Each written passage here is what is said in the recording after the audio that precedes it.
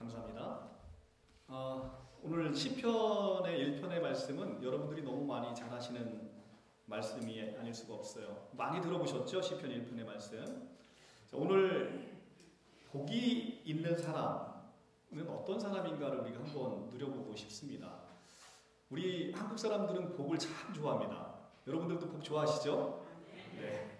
그래서 신년이 되면 정말 복채를 그냥 들여가면서 무당들에게 점도 치러 다니기도 하시고 복을 너무 좋아하는 한민족입니다. 그런데 진정한 복의 의미를 지금 제대로 잘 모르시면서 복을 사모하시는 것 같아요. 오늘 이 시편 기자를 통해서 여러분들은 복을 받기 위해서 이 땅에 계신 분이 아니라 이미 복을 받은 사람으로서 이 땅에 서 있음을 오늘 온전히 제가 알려드리도록 하겠습니다. 자, 오늘 복 있는 사람은 악인들의 꾀를 따르지 아니하며 죄인들의 길에 서지 아니하며 오만한 자리에 교만한 자의 자리에 앉지 않는다라고 이야기를 하고 있어요. 그런데 우리가 이제 구약 성경을 읽을 때 여러분들이 참 안타까운 건 뭐냐면 이 말씀을 읽는데 말씀을 거꾸로 읽어요. 내가 복이 있는 사람이 되려면 악인들의 꾀를 따르면 안 되는구나. 내가 복 있는 사람이 되면 죄인들의 길에 서면 안 되는구나. 내가 복 있는 사람이 되려면 내가 오만한 자의 자리에 앉으면 안 되는구나. 이렇게 구약 성경을 읽는단 말입니다. 그러니까 성경을 읽으면 엄청 무거운 율법의 무게에 눌리게 되는 거예요. 근데 오늘 이 시편 기자는 그걸 이야기하고 있는 게 아닙니다. 우리의 복의 개념을 잘 이해를 못하시니까 여러분들이 성경을 거꾸로 읽게 되는 거예요. 하나님께서 계신다고 한다면 하나님은 전지전능하시겠죠. 하나님께서 계신다고 한다면 이 우주 만물을 그분이 창조하시고 오늘처럼 이렇게 아름다운 날을 창조하셨겠지요. 근데 그 하나님께서 인간을 사람을 만드시고 자기의 형상을 따라 사람을 만드시고 그 사람에게 복을 주시는 것으로 성경은 시작하고 있습니다. 자, 오늘 창세기 1장 28절의 말씀을 한번 같이 보도록 하겠습니다. 창세기 1장 28절의 말씀입니다. 구약 성경 2쪽이에요. 오늘 성경은 많이 찾아보실 겁니다. 한번 보시고요.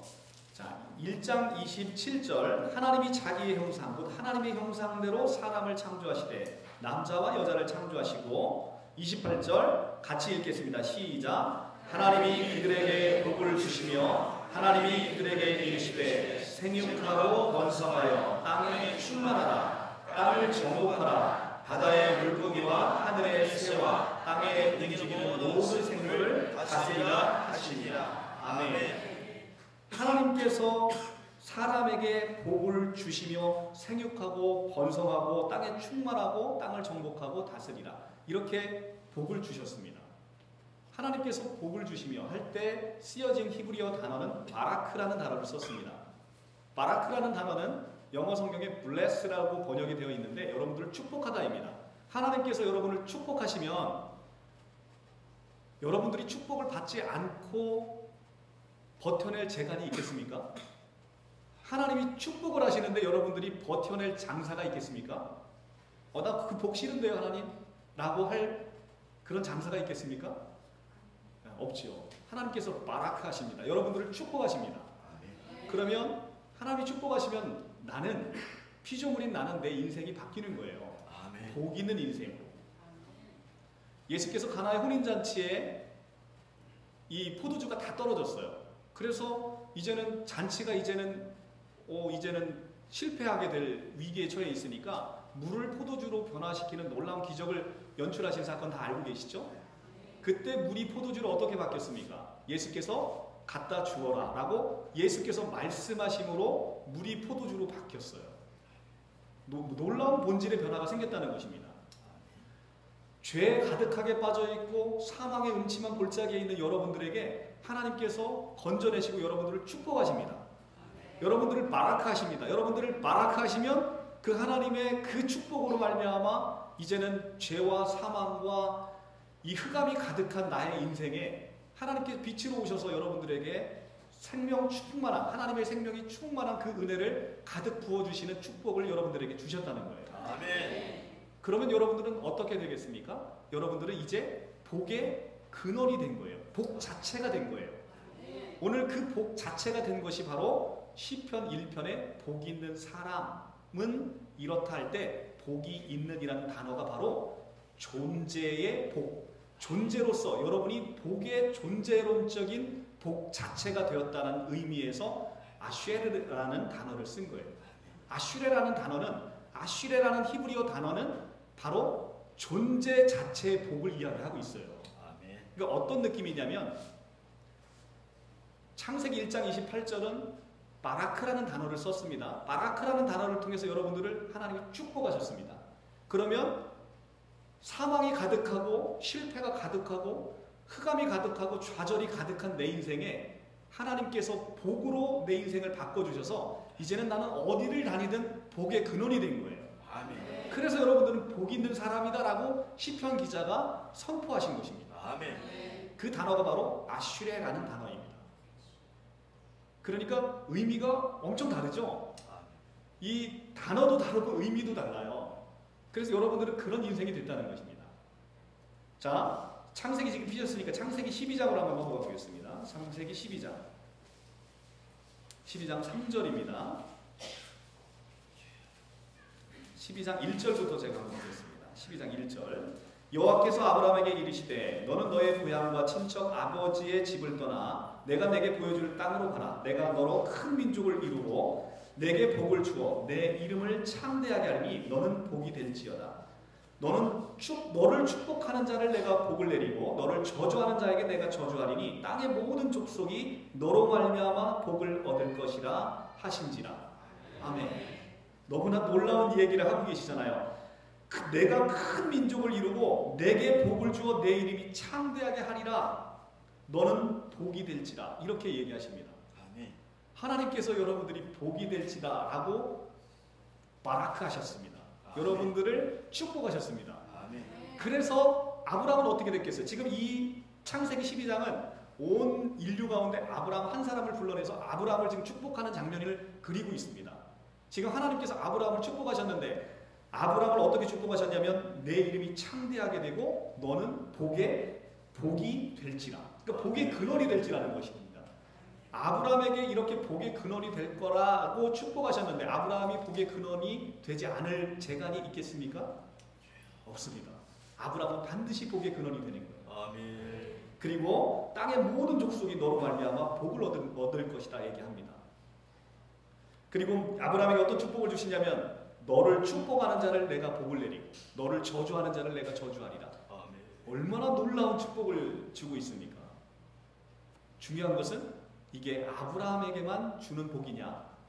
우리는 성경을 읽을 때 그래 아브라함은 믿음의 조상이니까 잘 믿으니까 아브라함에게 그런 복을 주셨겠지. 천만의 말씀입니다.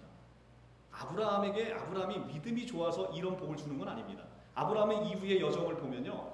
자기 부인도 팔아먹어요. 겁나니까 자기의 육신의 생명을 지키기 위해서 자기 부인을 팔아먹습니다. 그것도 2번씩이나.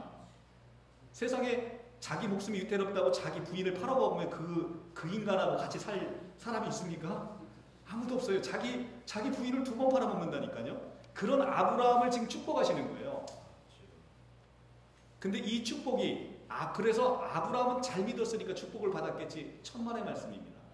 이 축복이 지금 우리에게도 함께 있는 것을 우리가 한번 보도록 하겠습니다. 로마서 4장으로 한번 가보겠습니다. 로마서 신약성경입니다. 로마서 4장 신약성경 241쪽입니다. 244쪽입니다. 로마서 4장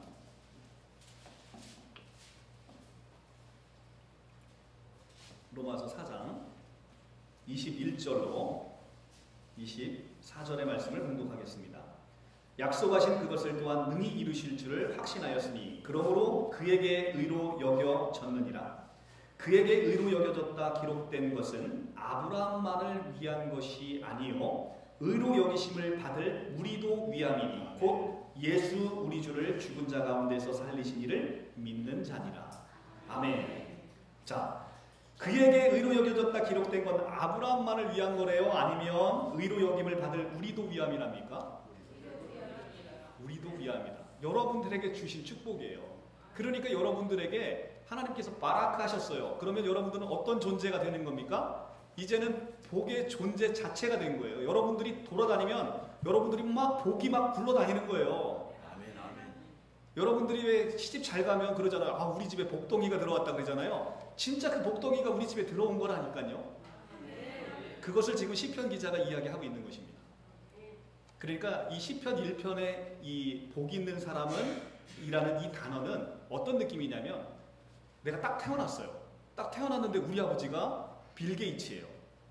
세계에서 가장 부자예요, 우리 아버지가. 내가 딱 태어났는데 세계에서 제일 부자가 우리 아버지예요. 딱 태어났더니 우리 아버지는 이미 왕이요, 왕. 나는 이미 왕자가 돼 있는 거예요. 그래서 그 사람을 가리켜서, 그렇게 태어난 사람을 가리켜서 지금 복 있는 사람은 이렇게 시작을 하는 거예요. 복 있는 사람은 이라고 우리를 지칭하면서 지금 아슈레라고 여러분들을 가리키고 있는 거예요. 너무나 놀랍지 않습니까? 딱 태어나 봤는데 우리 아버지가, 저희 육신의 아버지는 실제로 굉장히 가난하셨고 되게 몸도 아프셨어요. 근데 딱 태어나 봤는데 우리 아버지가 정말 세계에서 가장 영향력 있으시고 가장 존경받으시고 가장 위대하신 분이 우리 아버지예요. 얼마나, 그러니까 딱 태어나니까 사람들이 저를 보고 뭐라고 얘기하냐면, 어이구, 이 복 많은 놈, 얘는 어쩜 좋으니, 이 복이 많은, 바로 이 얘기를 하고 있는 겁니다. 딱 그 느낌 아시겠죠? 자, 이 느낌을 우리가 신명기를 통해서 조금 더 자세히 보겠습니다. 신명기 33장을 한번 가보겠습니다. 33장. 구약성경 316쪽입니다. 구약성경 316쪽입니다. 33장 1절 함께 읽겠습니다. 시작. 하나님의 사람 모세가 죽기 전에 이스라엘 자손을 위하여 축복함이 이러하니라. 아멘. 아멘. 자, 33장 1절을 읽으셨고요. 바로 뒤로 넘기셔서 33장 29절을 한번 읽겠습니다. 33장 29절 시작. 이스라엘이여 너는 행복한 사람이로다. 여호와의 구원을 너같이 얻은 백성이 누구냐? 그는 너를 돕는 방패시요 내 영광의 칼이시로다. 내 대적이 내게 복종하리니 내가 그들의 높은 곳을 밟으리로다. 아멘. 자, 지금 33장 1절과 29절에 복이라는 단어가 33장 1절에는 축복이라는 단어로 나오고 29절에는 행복한 사람이라는 단어로 나옵니다. 자, 여러분들 바로 이 느낌의 차이가 바라크와 아슈레의 차이입니다. 자, 33장 1절 하나님이 사람 모세가 죽기 전에 이스라엘 자손들에게 축복함이 이러하니라.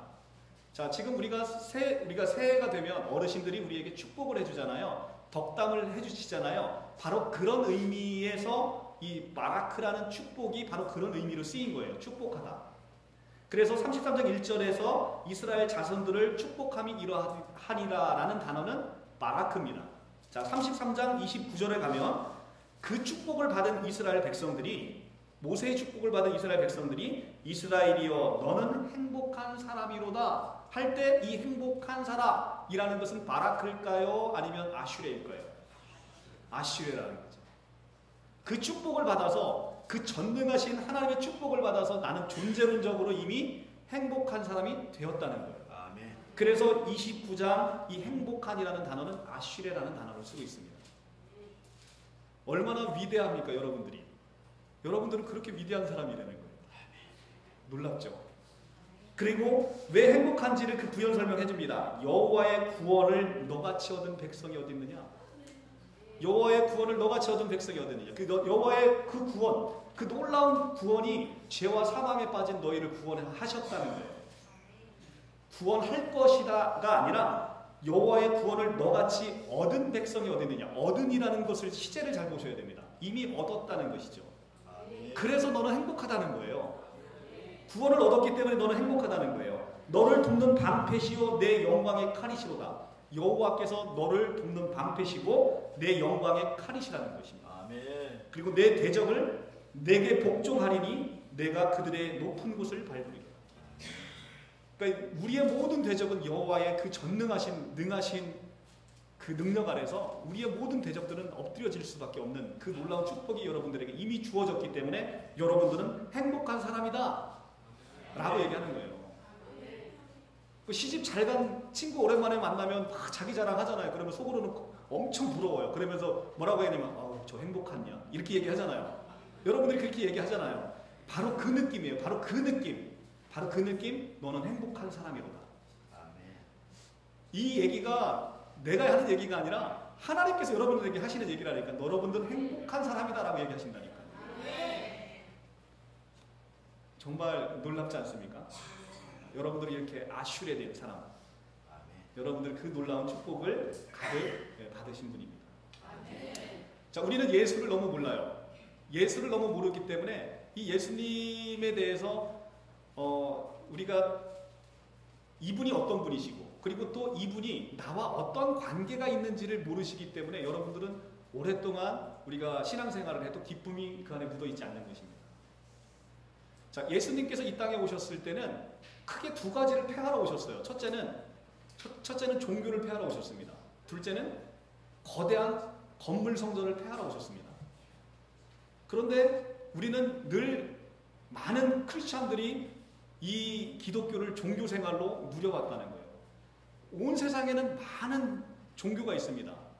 그런데 이 기독교를 종교라고 생각하고 여러분들이 신앙생활 하시는 분은 참으로 불쌍하신 분이라는 거죠. 세상의 모든 종교는요, 진리를 찾아서 인간이 그 절대자를 찾아서 수행을 합니다. 무단히 노력을 해요. 그 진리인 그 절대자를 발견하기 위해서. 모든 종교는 그래서 밑에서부터 위로 올라가는 종교예요. 그런데 기독교는 인간들의 노력으로 하나님을 만날 수 없기 때문에 그분이 직접 말씀이 육신이 되어 이 땅 가운데 내려오셨어요. 아멘. 여러분들을 만나기 위해서, 아멘. 여러분들을 구원하기 위해서, 아멘. 그분이 이 땅 가운데 직접 내려오셨다는 거예요. 그 거룩하신 분이 이 죄악이 가득한 곳에, 자, 여러분들 우리 이제 바른복음 생명교회가 이제 오늘 연합 예배를 드리기 위해서 어제 일찍 내려오셔서 천안에서 이미 주무신 분도 계셨는데, 제가 여러분들에게 제공한 장소가 정말 돼지우리 같은데 여러분들 초대하면서 여기서 하루 주무시고 내일 같이 연합 예배 가시겠습니다 하면 얼마나 괴롭겠어요. 근데 그 돼지우리보다 더 죄악이 관영한 이곳에 말씀이 육신이 되어 그분이 이 땅에 오셨다니까요. 왜? 여러분들 한 사람 한 사람을 부르시고 구원하시고 여러분과 결혼하기 위해서. 그래서 마침내 여러분들은 예수님과 결혼하셨어요. 그러니까 내 신랑이 얼마나 위대하시고 내 신랑이 얼마나 많은 돈을 갖고 계시고 내 신랑이 얼마나 능력 있는 분인지 여러분들 궁금해야 당연하지 않겠습니까? 그것을 우리가 성경을 말씀을 통해서 확인하는 거예요. 세상이 우리가 지금 2023년 5월 14일이죠. 오늘이 2023년 5월 14일은 예수 그리스도의 이 땅에서 오신, 말씀이 육신이 되어 이 땅 가운데 오신 분을 기점으로 우리가 카운트를 하고 있어요. 예수님 오시기 전 Before Christ, 예수님 오시기 전 우리는 BC로 부르고 있습니다. 예수님 오시고 난 이후는 아노 도미니, AD라고 부르고 있죠. AD 2023년을 여러분들 살고 계시죠? AD 2023년을 살고 계시다는 건 뭐냐면 모든 사람이 그분의 통치 아래 있다는 거예요. 그분의 통치 아래 계시다는 거예요. 모든 사람들이 믿든 믿지 않든 모든 사람이 그분의 통치 아래 있다는 거예요. 제가 목사님을 한 번도 뵌 적이 없어요. 근데 목사님을 엄청 존경하고 사랑했어요. 한 번도 보지 않은 사람에게 그게 가능하겠습니까? 가능하더라고요. 그런데 우리는 2000년 전에 예수님 이 땅에 오셨는데 그분을 한 번도 뵌 적이 없어요. 근데 베드로전서 1장 8절에서 9절에 무슨 말씀을 하냐면 너희가 예수를 보지 못하였지만 너희가 예수를 사랑하는도다 얘기를 합니다. 우리가 보이는 것이 전부가 아니라는 거예요. 우리는 마치 보이는 것을 전부로 생각하고 인간들은 그렇게 어리석게 살아가고 있어요. 너희 인생이 무엇이냐? 너희 인생은 잠깐 있다 없어지는 안개니라 라고 말씀하시는데 이 안개와 같은 그 현상에만 우리가 매몰되어 살아가고 있다는 거예요. 우리는 살아가면서 무수히 많은 위험과 사고에 노출되어 있어요. 우리 아이들을 아침에 눈을 뜨면 제일 먼저 근심과 걱정이 밀려옵니다. 그런데 여러분들은 어떻게 하십니까? 그럴 때 제 친구들이 이제 지금 한참 자녀들이 대학을 갈 때예요. 그래서 작년에 친구들이 너무나 많이 걱정들을 하는 거예요. 아, 자기 자식에게 어느 대학을 꼭 가야 되는데 그 대학을 못 갈까 봐. 그래서 제가 그 말씀을 드렸습니다.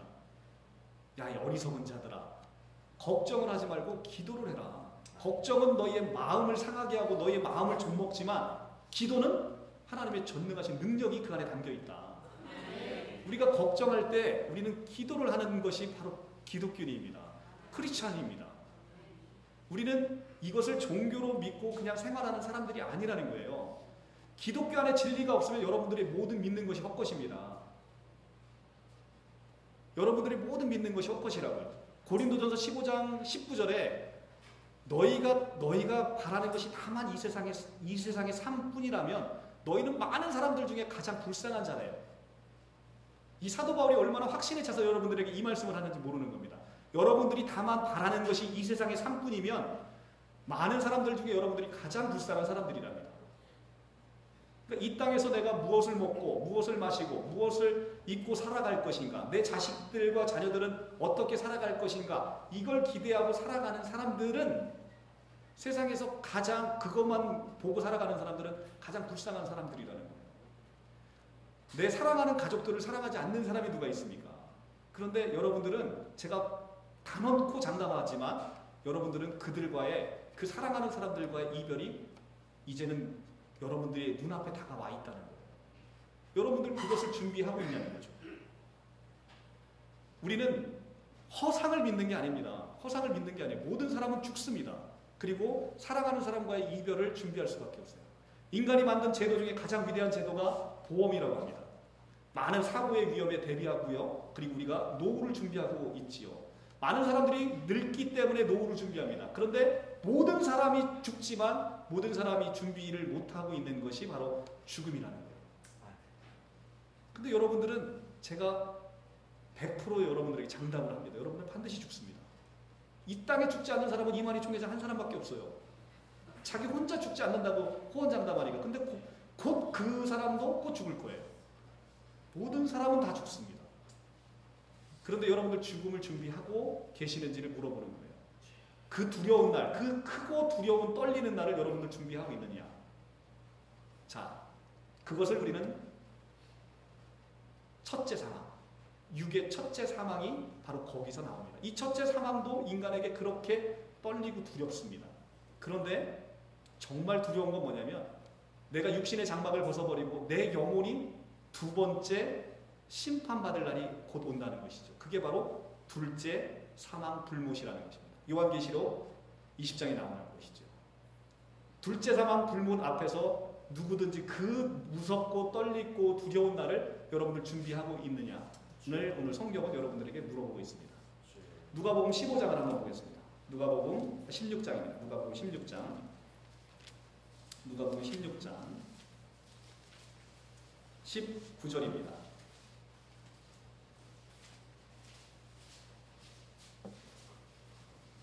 누가복음 16장 19절.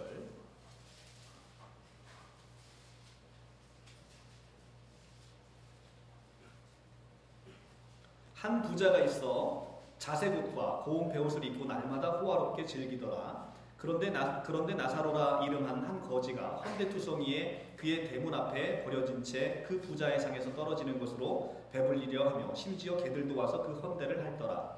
이에 그 거지가 죽어 천사들에게 받들려 아브라함의 품에 들어가 부자도 죽고 장사되매 그가 음부에서 고통 중에서 눈을 들어 멀리 아브라함과 그의 품에 있는 나사로를 보고 불러 이르되 아버지 아브라함이여 나를 긍휼히 여기사 나사로를 보내서 그 손가락에 물을 찍어 내 혀를 서늘하게 하소서. 자, 얼마나 이 둘째 사망 불못의 고통이 심하면 죽은 나사로에게 손가락에 물을 묻혀서 자기 혀를 서늘하게 해달라라고 지금 이야기를 하고 있습니다. 너무나 고통스럽죠. 이 고통을 받고 있으니까 이렇게 얘기합니다. 아브라함이 이르되 옛 너는 살아있을 때 좋은 것을 받았고 나사로는 고난을 받았으니 이것을 기억하라. 이제 그는 여기서 위로를 받고 너는 괴로움을 받느니라. 그뿐 아니라 너희와 우리 사이에 큰 구렁텅이가 놓여 있어서 여기서 너희에게 건너가고자 하되 갈 수가 없고 거기서 우리에게 건너올 수도 없게 하였느니라. 이르되 그러면 아버지여 구하노니 나사로를 내 아버지의 집에 보내소서. 내 형제 5이 있으니 그들에게 증언하게 하여 그들로 이 고통받는 곳에 오지 않게 하소서. 자기는 이미 이 불못에서 고통받는 것이 이제는 자명해졌지만 자기의 형제들은 구원하고 싶은 거예요. 그래서 죽은 나사로를 보내달라고 얘기를 하고 있는 것입니다. 내 형제 5이 있으니 그들에게 증언하여 그들로 이 고통받는 곳에 오지 않게 하소서. 얼마나 이 심정이 간절하겠습니까? 29절 아브라함이 이르되 그들에게 모세와 선지자가 있으니 그들에게 들을지니라. 이르되 그렇지 아니하나이다. 아버지 아브라함이여 만일 죽은 자에게서 그들에게 가는 자가 있으면 회개하리이다. 이르되 모세와 선지자들에게 듣지 아니하면 비록 죽은 자 가운데서 살아나신 자가 있을지라도 권함을 받지 아니하리라 하셨다 하시니라. 자, 지금 모세와 선지자 같은 역할을 하는 많은 기독교인들이 두 증인으로 나타나서 주의 복음을 전합니다. 이들에게 전함을 받아서 회개하지 않으면 죽은 자 가운데서 살아난 자가 있다 하더라도 회개하지 못한다는 거예요. 마치 나는 누가 죽은 우리 조상이 나타나서 야, 너 예수 믿지 않으면 너 이렇게 지옥 불못에 빠져갖고 너는 이제 너 고통스러워서 살지 못하니까 반드시 예수 믿어라 이렇게 얘기를 한다고 죽은 자가 살아나서 얘기한다고 해서 여러분들 믿을 것 같죠? 못 믿는다는 거예요. 다양한 방식으로 우리가 꿈을 통해서도 죽은 조상들이 나타나서 너 예수 믿으라고 해도 못 믿을 거예요. 반드시 하나님은 하나님의 사람들을 통해서 하나님의 그 두 증인을 통해서 복음을 전하게 하시고 그 복음을 전해 들은 자의 마음을 변화시키는 것도 하나님의 축복이 없으면 불가능하다는 것입니다. 오늘 여러분들 이 자리에 여러분들 힘으로 오신 것 같잖아요. 절대 아니라는 것입니다. 사람이 마음으로 자기 길을 계획할지라도 그 걸음을 인도하시는 이는 여호와시니라. 여호와의 축복을 받지 않고서 이 자리에 오실 수 있는 분이 아무도 없다는 거예요. 그러니까 이 자리에 오신 모든 한 사람 한 사람은 이미 전능하신 하나님의 축복을 받았다는 것입니다. 여러분들 어떤 분이 오늘 이제 처음 교회로 오신 분도 있어서 제가 이 말씀을 잠깐 드려볼게요. 우리는 하나님의 존재 자체를 잘 망각하고 있을 때가 있어요. 그리고 학교 다닐 때부터 진화론을 배웠기 때문에 하나님의 살아계심을 잘 인정하지 못할 때가 있습니다. 근데 여러분 한번 생각해 보세요. 우주 만물이 있잖아요. 오늘 우리가 연합예배 와서 이제는 이제 자연으로 나갈 거예요. 우주 만물을 한번 보십시오. 이 아름다운 날을 이것이 우연으로 이렇게 진화돼서 이 아름다운 날이 될 수가 있겠습니까? 지구가 매일 이렇게 돌아요. 정확하게. 그리고 태양 주변을 공전을 합니다. 지구가 태양 주변을 조금만 가까이 붙으면 여러분 다 타 죽어요. 조금만 멀리 돌면 다 얼어 죽어요. 그런데 이 지구는 어떻게 된 게 태양 주위를 정확하게 레일을 따라 돌듯이 정확하게 간격을 유지하면서 지금 엄청난 진화론에 따르면 45억 년을 그렇게 돌았다는 거예요. 이 질서, 이 우주에 엄청난 별이 있어요. 바다의 모래보다 많은 별이 있습니다. 그 별이 하나 떨어지면 지구가 폭발합니다. 그런데 그 많은 별이 이 지구에 떨어지지 않는 것, 이게 우연입니까?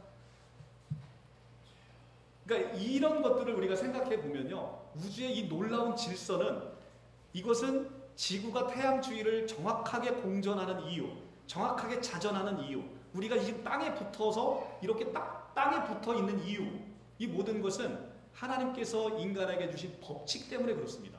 우주 만물에게 질서를 부여한 거예요. 질서를. 그게 창세기에 나오는 것입니다. 하나님께서 창세기에 질서를 부여하지 않으면 이 땅에는 여러분들이 단 한 사람도 이렇게 목숨을 온전히 부지하고 살 사람이 없다는 거예요. 질서 안에 있다는 거예요. 질서라는 법칙. 그래서 우리는 인간은 그 질서라는 법칙을 우리가 발견해내는 거죠. 자, 질서는 원래 있었던 거예요. 인간이 발견하면서 비로소 질서가 생긴 게 아니라 질서는 원래 있었던 것인데 인간이 발견해내는 거예요. 과학이 발전하니까. 근데 그 발견한 질서가 뭡니까? 바로 자전의 법칙, 공전의 법칙, 만유인력의 법칙, 중력의 법칙, 이런 모든 법칙들이 하나님께서 질서를 부여함으로 자기가 살아계심을 여러분들에게 증거하는 거예요. 자신이 살아계심을, 나 이렇게 살아있는 거야 라는 걸 여러분들에게 증거하고 있어요. 그러니까 하나님께서는 살아계시고 하나님을 살아계시고 하나님의 형상대로 만들었는데 인간이 타락함으로 하나님에게 멀어졌다는 거죠. 그리고 여러분들이 죄악 가운데 빠져 있다는 거예요. 그래서 예수를 믿지 못하시는 분의 가장 큰 원인은 뭐냐면 내가 죄인임을 깨닫지 못하기 때문입니다. 죄인임을 깨닫지 못하는 자가 예수 믿을 수 있는 가능성은 없습니다. 내가 반드시 죄인임을 깨달을 때 그때 내가 아버지께 돌아가는 거예요. 그게 바로 탕자의 비유지 않습니까? 내가 죄인임을 깨달을 때 내가 아버지께 돌아가면 내가 죄인임을 깨닫게 되고 아버지의 품으로 다시 돌아가기를 원하게 되는 거예요. 그것이 바로 우리의 실존입니다. 우리의 실존은 죄악이 가득한 관양한 곳에서 죄인으로 살아가는 거예요. 근데 그분이 그런데 그럼에도 불구하고 여러분들이 복 있는 사람이다라고 이야기하는 그 이유는 뭐냐면 그분이 예수께서 여러분들의 모든 죄를 담당하기 위해서 그 하늘의 존귀와 영광을 버리시고 이 땅에 말씀이 육신이 되어 이 땅에 여러분들에게 오셨다는 거죠. 여러분 한 사람 한 사람을 찾아오셨다는 거예요. 그래서 여러분들의 인생은 예수 믿기 전은 BC, 예수 믿기 이후 AD. 여러분들의 인생 가운데 예수 그리스도는 이미 오셔서 여러분은 AD의 인생을 살아가고 계십니까? 바로 그 인생 가운데 살아 계셔야 여러분들이 하나님의 충만한 복, 바로 이 복 있는 사람, 아슈레의 사람이 되게 되는 것이죠. 그분이 얼마나 놀라운 것을 이 땅에 가지고 오셨는지 오늘 이 말씀만 증거하고 오늘 마치도록 할게요. 자, 예수 그리스도께는 이 땅에서 오셨어요. 이 땅에 오셨는데 그분이 오셔서 여러분들은 이미 구원받은 인생으로 이곳에 선택되어졌다는 것입니다. 많은 기독교인들이 내가 구원을 받기 위해서 종교생활을 하시는 분이 있어요. 그거 같이 어리석은 사람이 없습니다.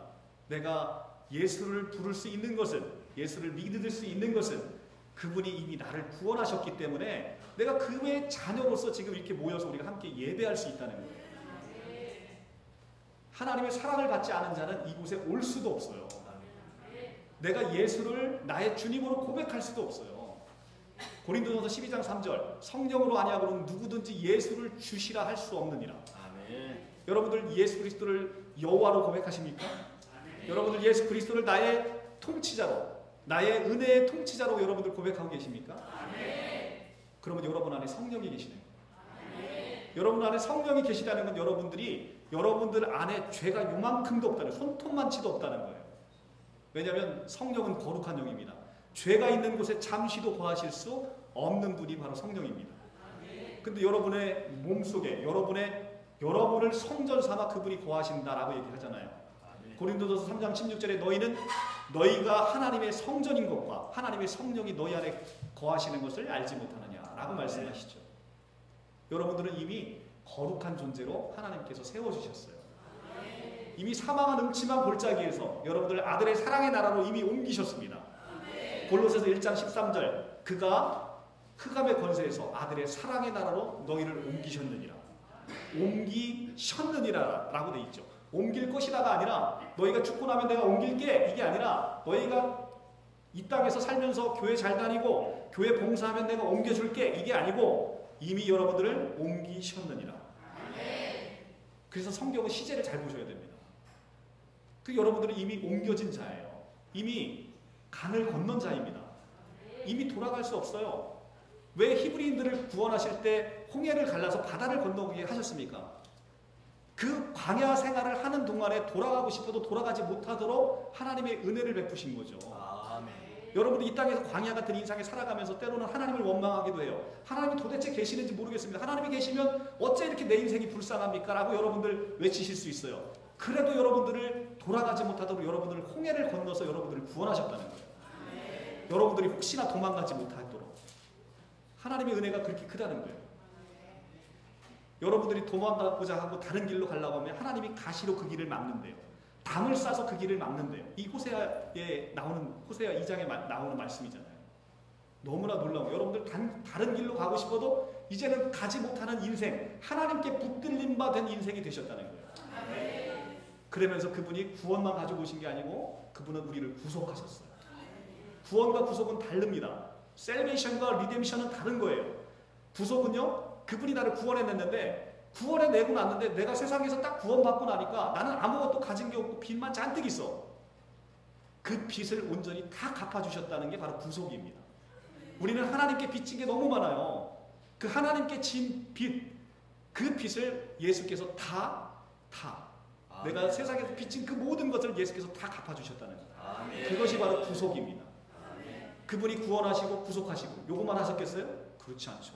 그분이 여러분들은 한 번도 가져보지 못한 영원한 생명, 영생을 가져오셨어요. 아멘. 영생은요, 내가 지금 갖고 있는 목숨을 영원히 사는 게 아닙니다. 많은 기독교인들이 그렇게 영생을 생각하니까 지금 신천지 같은 이단들이 생긴 거예요. 영생은 그게 아니고요, 내가 한 번도 가져보지 못한 생명, 하나님의 생명, 그 생명을 나에게 주셨다는 거예요. 아멘.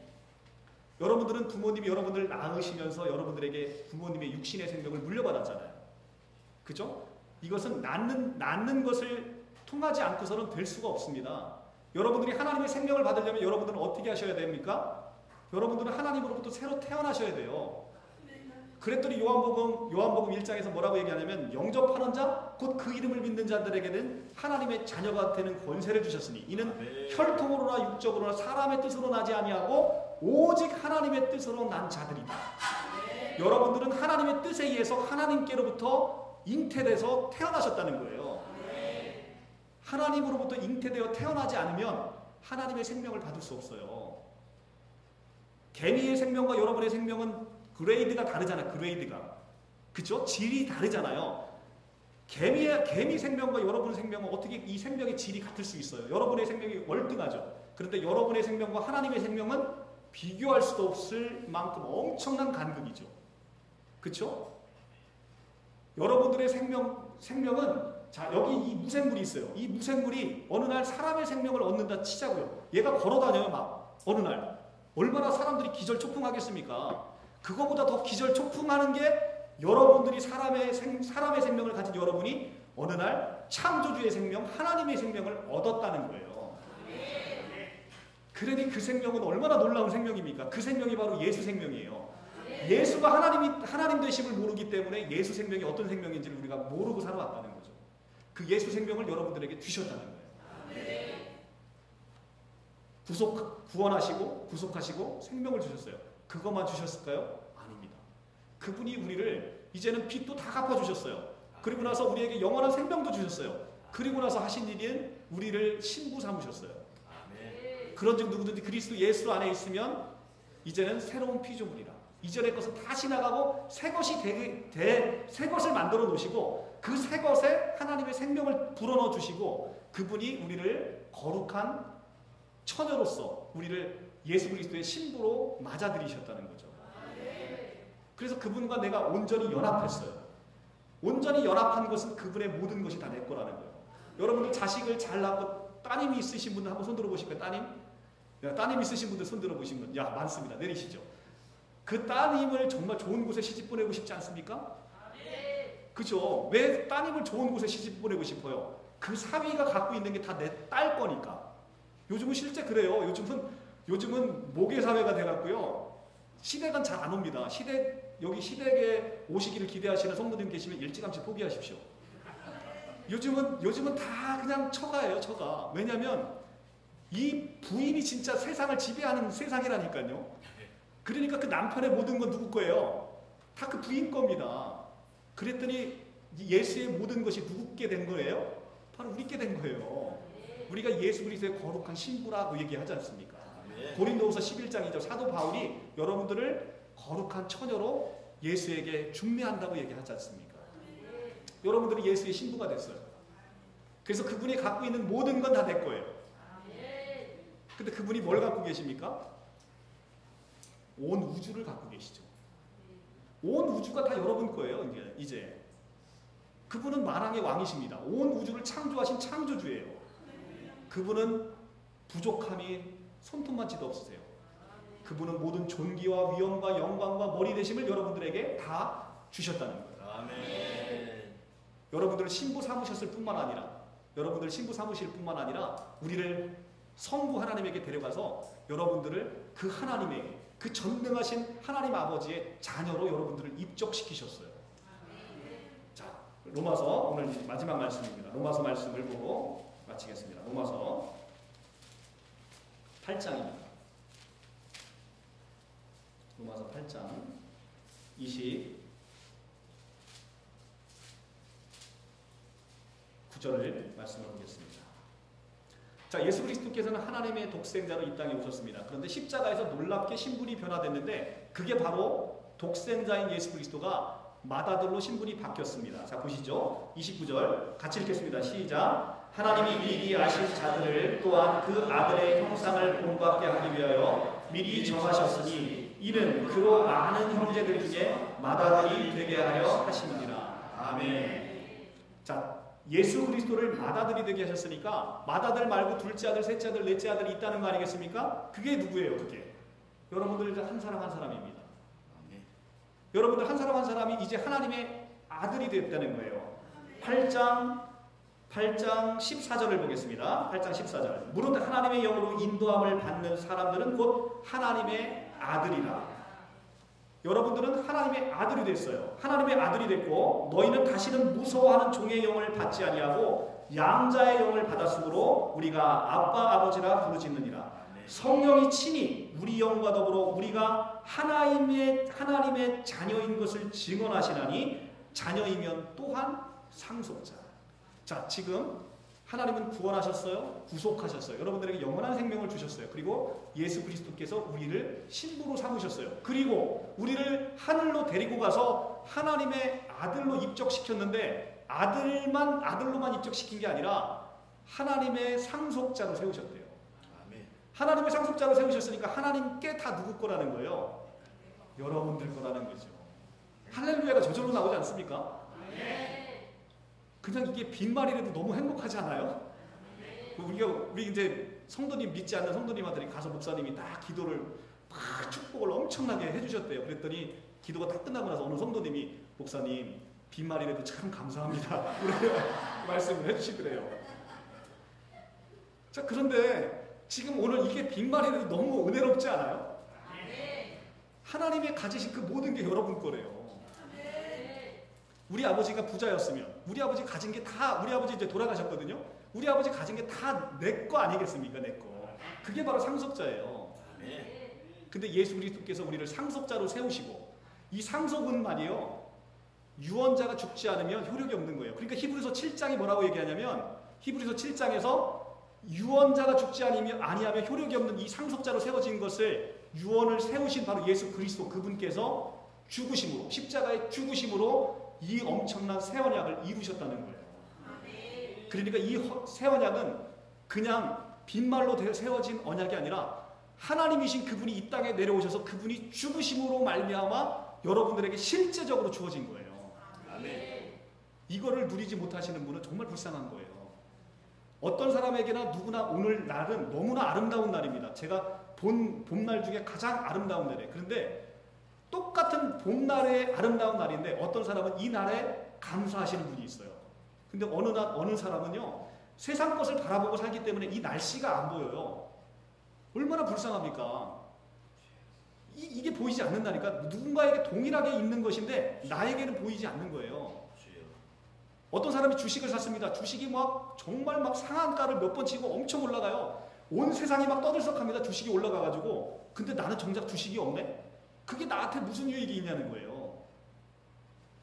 예수님이 이 땅 가운데 엄청난 생명을 가져오시고 여러분들을 축복하시고 여러분들에게 모든 복을 다 갖고 오셨어요. 그리고 심지어 여러분 때문에 돌아가셨어요.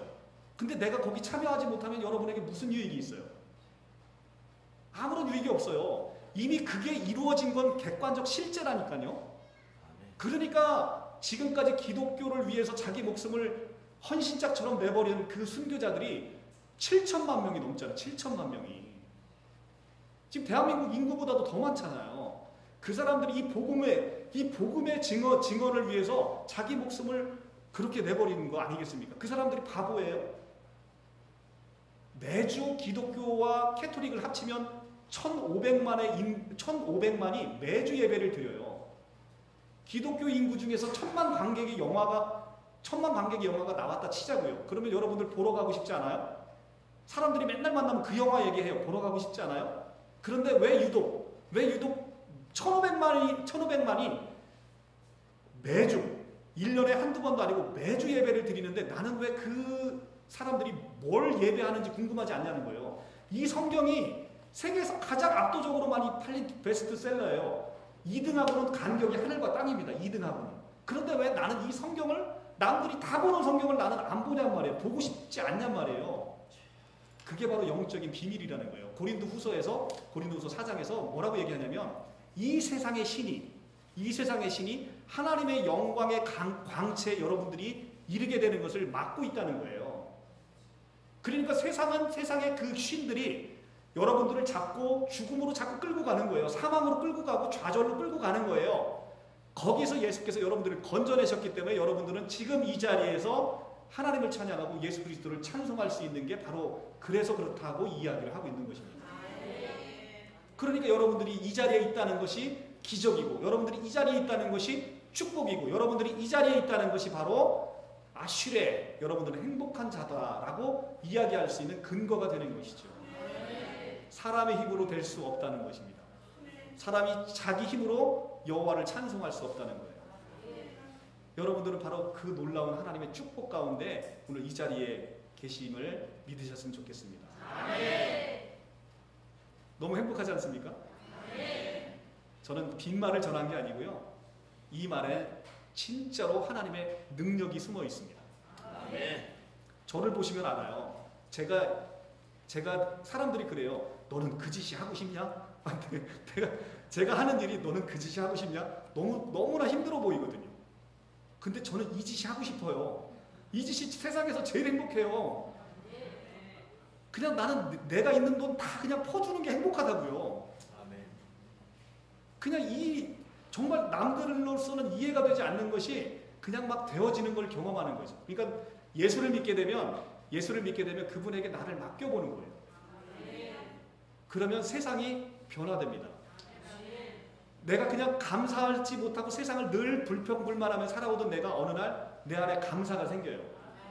우리 자녀들이 이렇게 잘 자라주는 것도 감사하고, 오늘 하루 나에게 주신 것도 감사하고, 오늘 말씀드린 교회와 함께 연합하게 하신 것도 감사하고, 모든 게 감사하고 설레이는 거죠. 우리 인생이 여러분들 이렇게 설레이는 인생을 여러분들 같이 함께 나눴으면 좋겠습니다. 여러분들 이제 죽음이 설레이셔야 돼요. 여러분들 진짜 죽음이 설레이셔야 됩니다. 왜냐하면 죽음이라는 건 하나님이 인간에게 주신 가장 큰 축복이기 때문에 그렇습니다.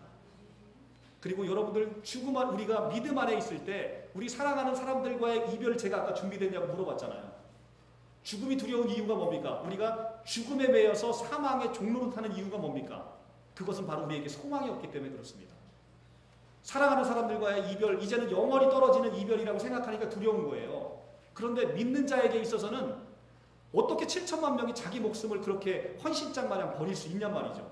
그것은 내 안에 이미 영원한 생명이 있어서 내가 죽어도 죽은 것이 아니라 내가 죽어도 곧 영원한 생명으로 다시 살아있고 내 사랑하는 모든 사람들을 함께 만날 수 있다는 소망이 우리에게 있기 때문에 그 소망으로 우리가 이 땅 가운데 내가 남들보다 손해보더라도, 내가 남들보다 더 헌신하고 남들보다 더 고난을 받더라도 그 고난을 기쁨으로 감당할 수 있는 것, 그것이 바로 그 원인은 바로 예수께서 그 모든 풍성을 우리에게 주셨기 때문이다라고 이야기하고 있는 거예요.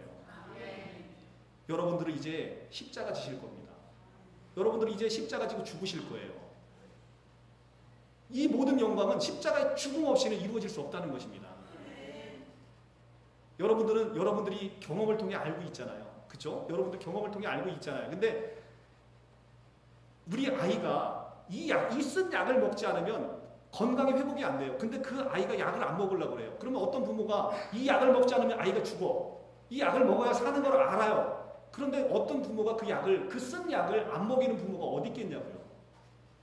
그죠? 근데 여러분들은 반드시 십자가에 죽으셔야만 여러분들은 그 부활의 광명한 영광을 함께 얻을 수 있다는 거예요. 그러니까 사람들 갑자기 내가 여태까지 오늘 복 있는 사람이라 그러더니 왜 갑자기 나를 십자가에 죽으라고 얘기하는 거야. 이렇게 하면서 또 은혜가 뚝 떨어져서 집에 가지 마시고, 그 십자가에 죽으심은 너무 간단한 거예요. 자, 오늘 제가 말씀을 하나를 더 봐야 되겠네요. 이것까지만 딱 보고 마치겠습니다. 마태 11장입니다. 마태 11장 28절부터 30절입니다. 마태 11장 28절에서 30절, 18페이지입니다. 다 같이 합독하겠습니다. 28절부터 시작. 수고하고 무거운 짐진 자들아 다 내게로 오라. 내가 너희를 쉬게 하리라. 나는 마음이 온유하고 겸손하니 나의 멍에를 메고 내게 배우라. 그리하면 너희가 마음에 쉼을 얻으리니 이는 내 멍에는 쉽고 내 짐은 가벼우리라 하시니라. 아멘. 예수님이 얘기하십니다. 네가 세상 가운데 십자가 지고 가는 것이 고단하지? 내게 오라는 거예요. 수고하고 무거운 짐진 자들아 다 내게로 오라. 내가 너희를 쉬게 하리라.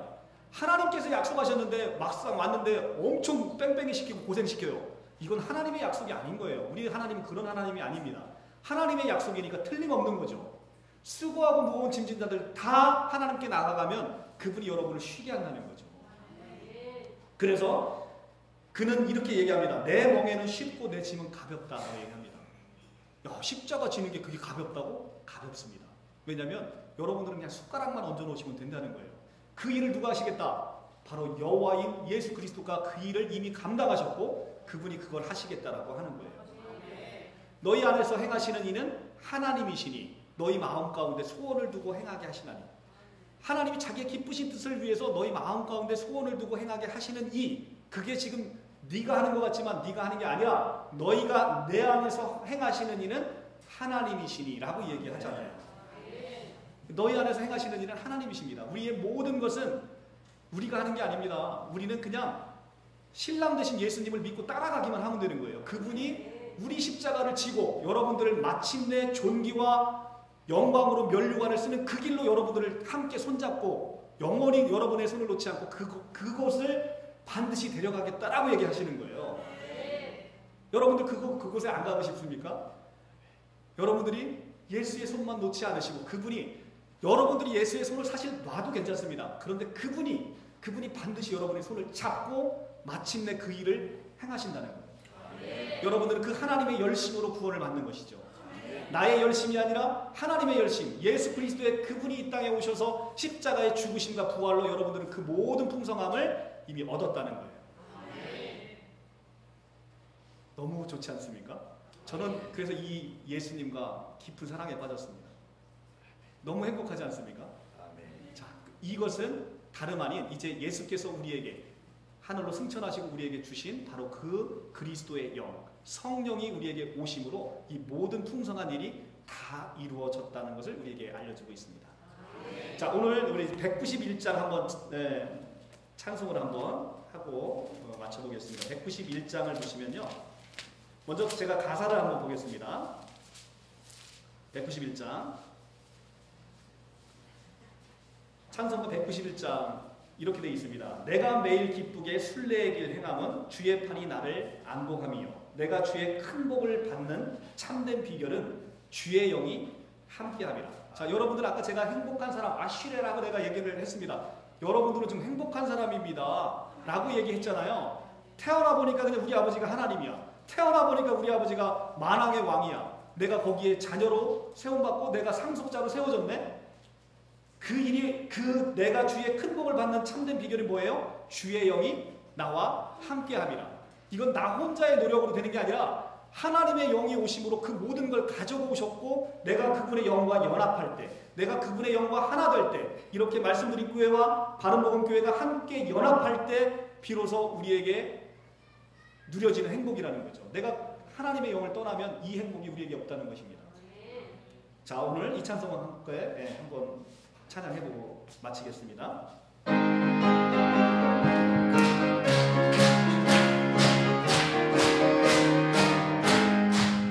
내가 매일 기쁘게 순례를 행하는 주의 팔이 나를 안보하며 내가 주의 큰 복을 받은 참된 비결은 주의 영이 함께하리라. 성령이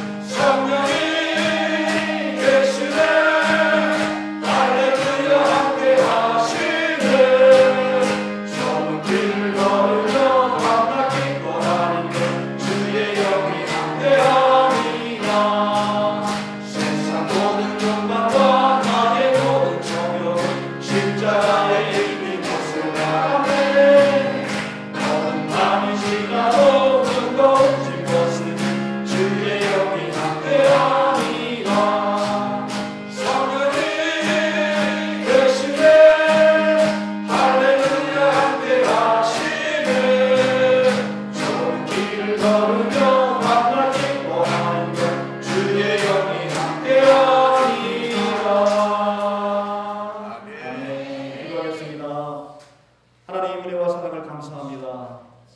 우리에게 말씀이 육신이 되어 이 땅 가운데 오셔서 이 말부유보다 더 더러운 우리 안에 오시게